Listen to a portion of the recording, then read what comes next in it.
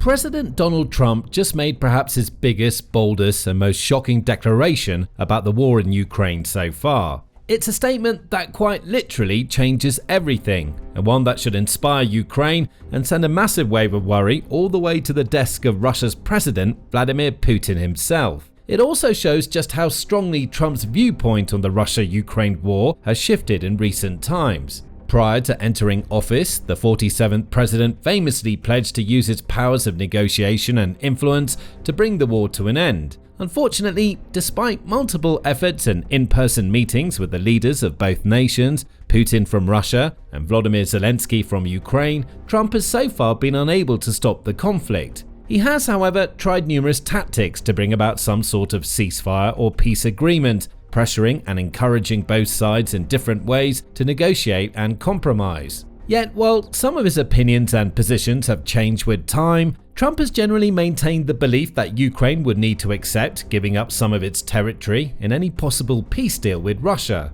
He's repeatedly spoken about the ideas of land concessions or territorial swaps, for example, suggesting that Ukraine may have to concede any ambitions of regaining regions like Crimea or Donetsk.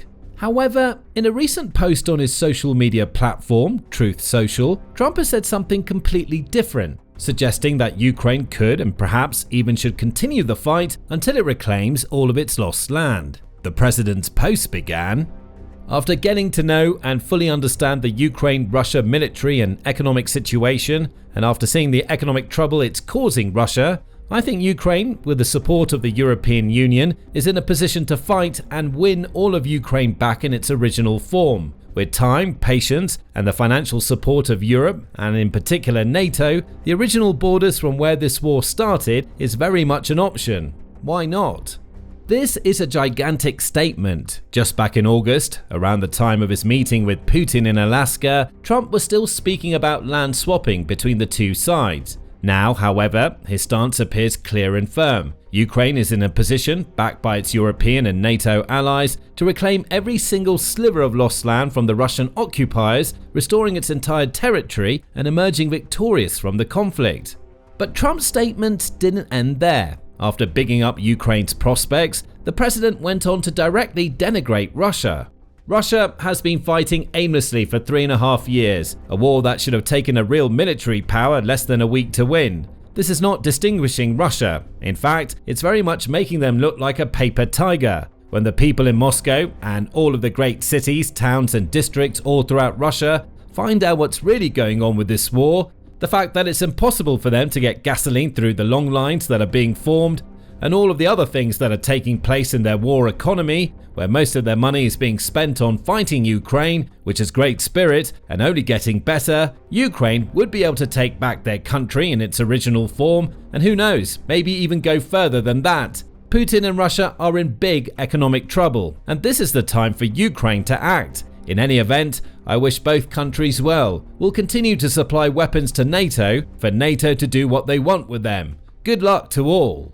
Now, there's so much to take from this lengthy and meaningful statement. The first and most obvious point is the aforementioned fact that Trump's stance has evidently shifted in a big way.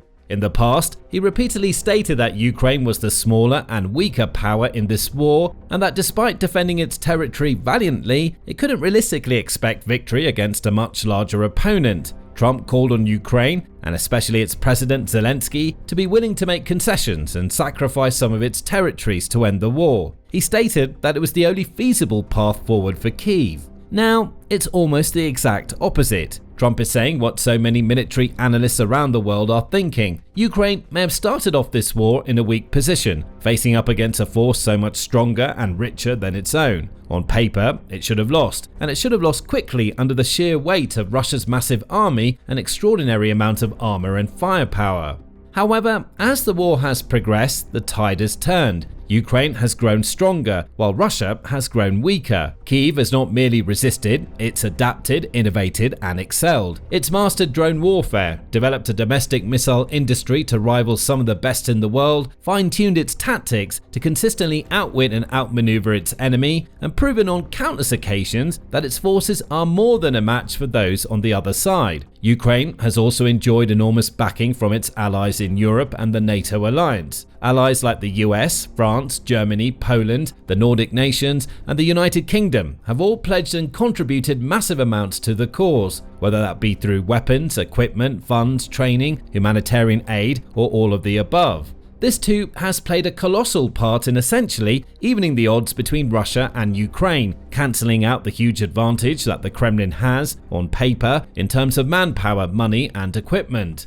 Russia never could have anticipated all of this. Indeed, when the invasion first began, many Russian soldiers, citizens, and government officials expected their so-called special military operation to be over and done with in a matter of days. Some soldiers even marched into Ukraine with parade uniforms in their packs, expecting to raise the Russian flag in Kyiv without facing much or any notable resistance. On the face of it, it's not hard to see why Russia was so confident in those early stages.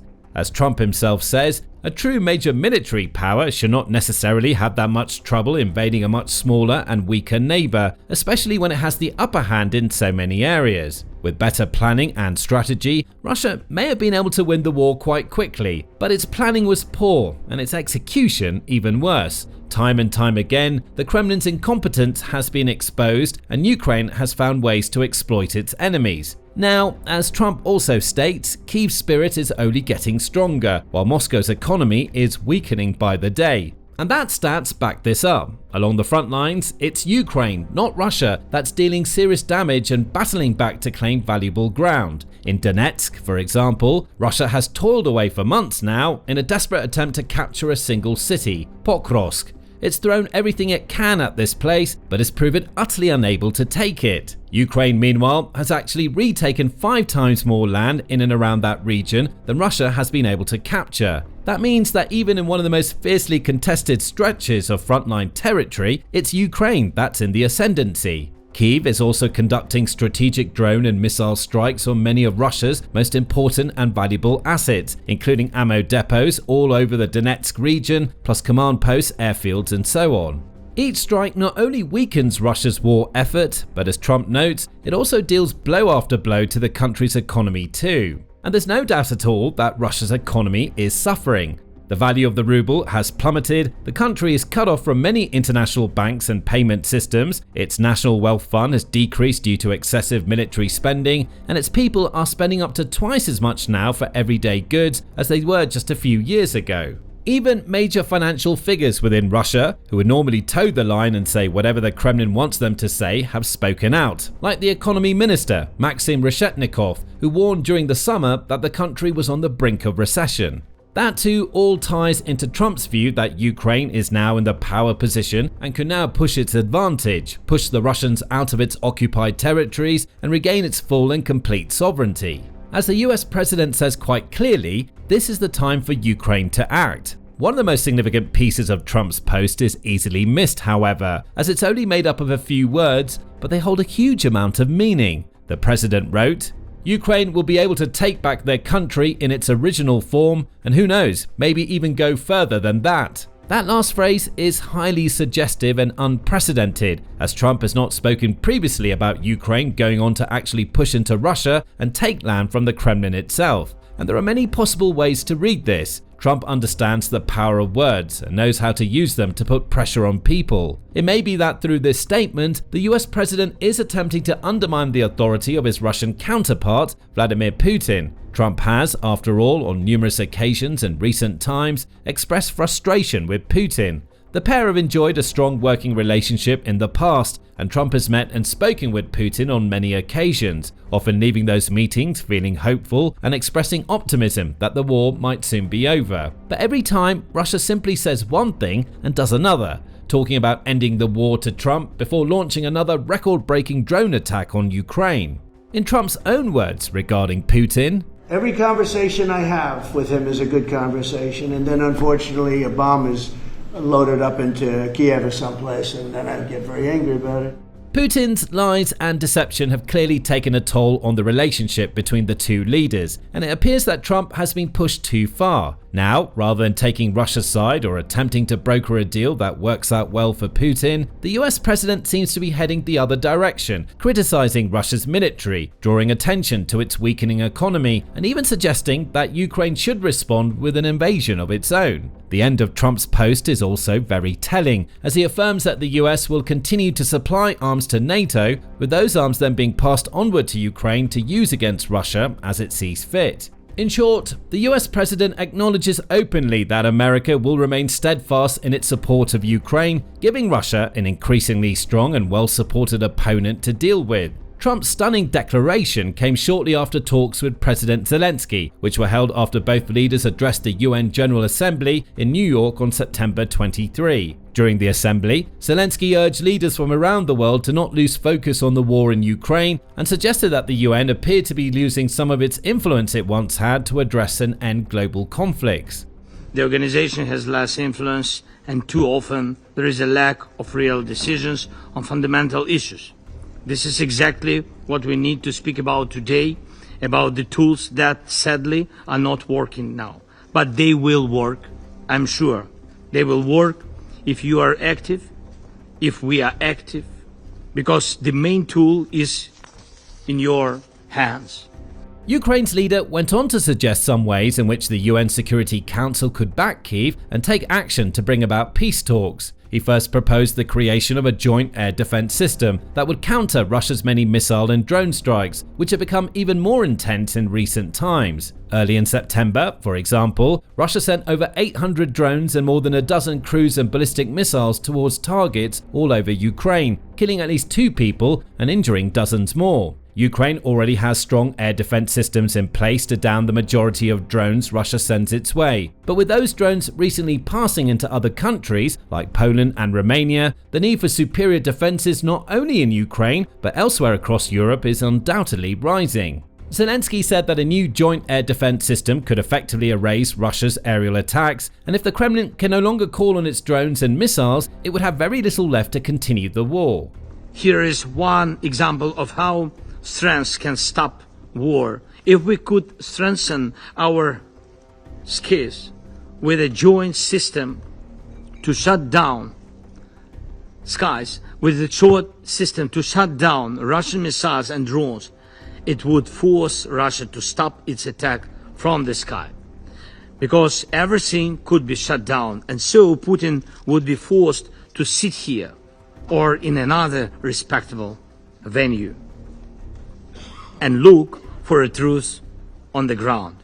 If there is no war in the sky, Russia can't keep fighting on the ground. Zelenskyy also called out China for its role in the war so far, noting that the Asian nation has significant influence over Russia and could use that to urge Moscow to end its aggression. Without China, Putin's Russia is nothing. Yet too often, China stays silent and distant instead of active for peace. The Ukrainian president also found time to highlight the support of nations like the US, the UK and France in providing the strong security guarantees that Ukraine will need once the war comes to an end. That is why today, with Britain, with France, and already with more than 30 nations in our coalition of willings, we are building a new security architecture. We count on the United States of America as a backstop. Real security guarantees must become the line Russia cannot cross again. Trump also made several big statements at the event. He once more threatened to impose serious tariffs on Russia unless the war ends. In the event that Russia is not ready to make a deal to end the war, then the United States is fully prepared to impose a very strong round of powerful tariffs.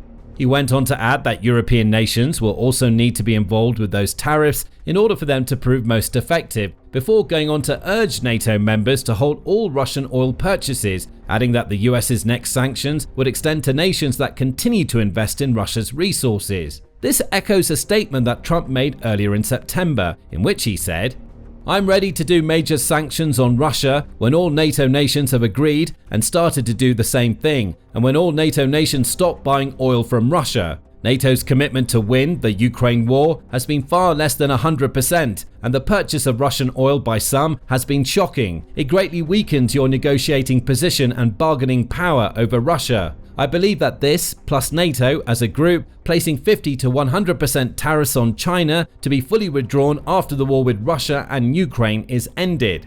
At the General Assembly, Trump again mentioned China as well as India, stating that the two nations were funding the war by continuing to buy Russian oil. China and India are the primary funders of the ongoing war by continuing to purchase Russian oil. He later criticized NATO nations too for still relying on Russian energy, saying, "And Europe has to step it up.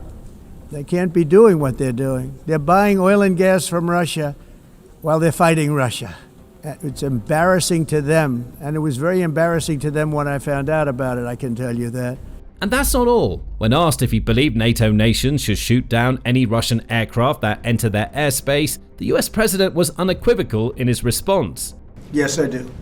President Zelenskyy, understandably, has responded very positively to Trump's new stance and recent statements. He hailed what he saw as a big shift in the US president's viewpoint and added that he's confident the US will provide Ukraine with vital security guarantees once the war is over. Speaking on Fox News, Zelenskyy was asked if he was surprised by Trump's shift in stance, responding a little bit before going on to explain.